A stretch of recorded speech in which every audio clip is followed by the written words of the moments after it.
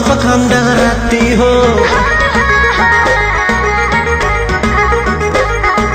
रोज खाली मिलने बुलाती हो, चुम्मा में पखंड रहती हो, असली चीज दिखा के दुरही से न कोई भूखा हो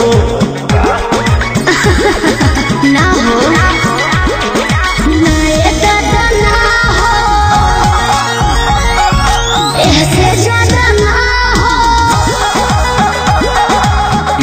करबू का हो,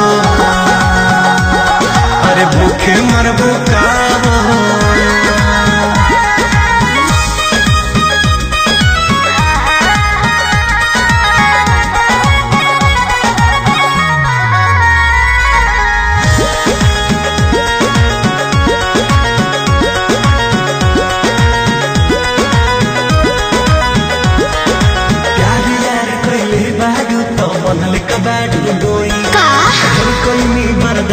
गोरी अब बर्दाश्त न होई, तनी ढेर लेखा बोलत का हो यार यार कइले बाड़ू त बनले कबाड़ू डोई, ढेर कइनी बर्दाश्त गोरी अब बर्दाश्त न होई।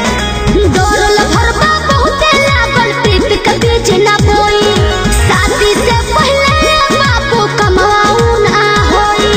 कवना बात के चिंता बड़वे खुल के खूबे खाओ जय हो।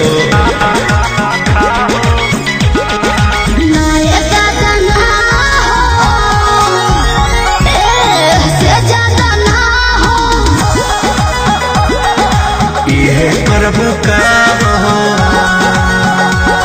अरे भूखे मरबू का हो।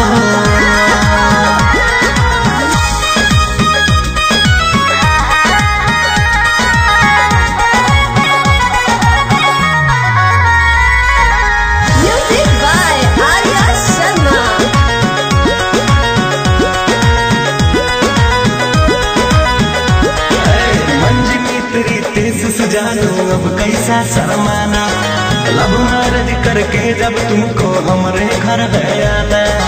अब तुमको तेरे घर नहीं आना है, समझा? तू मेरी है हम तेरे हैं, फिर कैसा शर्माना, लब मैरिज करके जब तुमको हमारे घर है आना। चिकन चिकन बात में राजा हम ना तहरा करेबो, जब से नूर डलबो तो हम तोहरा के न मना करे। हार्ट बीट बढ़ल बा दिल के बहिया में आ जा।